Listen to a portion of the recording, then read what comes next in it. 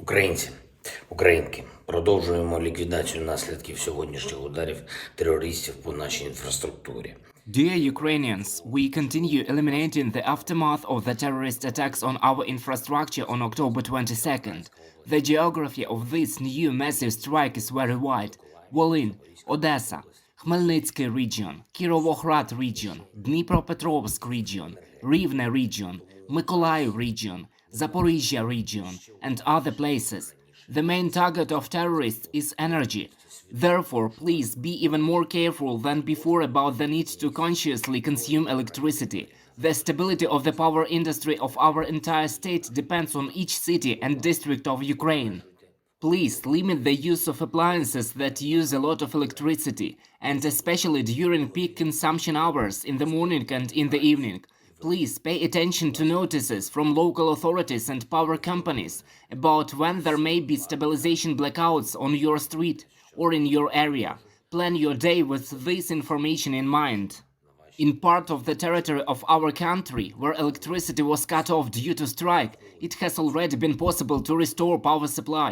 Electricity supply has already been resumed partly in Odessa region, partly in Khmelnytsky region. Most of Rivne region has resumed power supplies.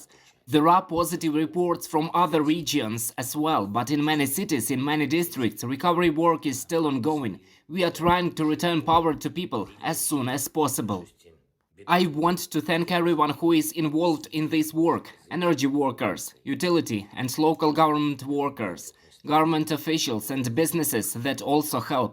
Together we are now showing that Ukrainian life cannot be broken. Even if the enemy can leave us temporarily without power, it will still never succeed in leaving us without the desire to make things right, to mend and return them to normal. And even now, partially in the dark, life in our state, in our Ukraine, is still civilized.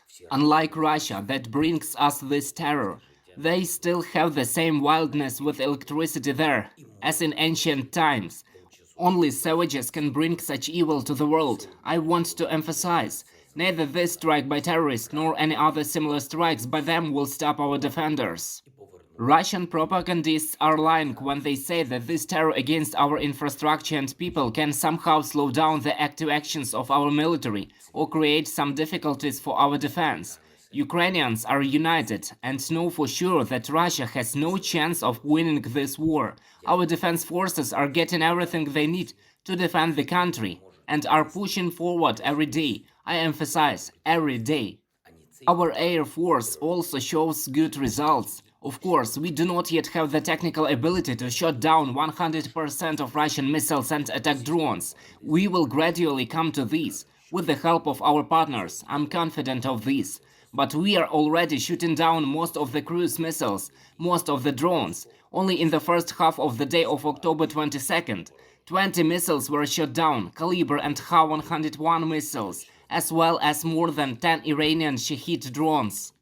I want to once again thank our soldiers, fighters, pilots and anti-aircraft gunners of the West, South and Center Air Commands, as well as mobile fire groups of all the defense forces for the saved lives of our people and the preserved infrastructure of Ukraine. We are preparing the ground for extending the global sanctions policy to all Russian propagandists, so-called opinion leaders and show business representatives who support or justify terror. The International Working Group on Sanctions against Russia, chaired by Michael McFaul and Andriy Yermak, has prepared an individual sanctions roadmap. It prepared a basic list of all those involved in the spread of narratives without which Russian terror is impossible. We must clearly evaluate such an informational and emotional component of terror, the Russian army losses and retreats on the battlefield. Therefore, the results of terror against our civilian population and infrastructure are presented by Russian propaganda as a substitute for military victories. Also, various Russian newsmen and stars are involved in justifying the criminal attempts to annex our territory and mobilize for war against us, against Ukraine. Absolutely all such persons should receive a full package of individual sanctions so that they cannot do anything in the world at all. We are working on it. Ukraine was very well presented this week in Frankfurt at the largest book fair in Europe and one of the largest in the world. This is not just an event for the publishing businesses and writers. It is one of the key European discussion platforms and an influential informational event. Маємо чітко The First Lady of Ukraine presented her projects supporting education and the cultural sphere there.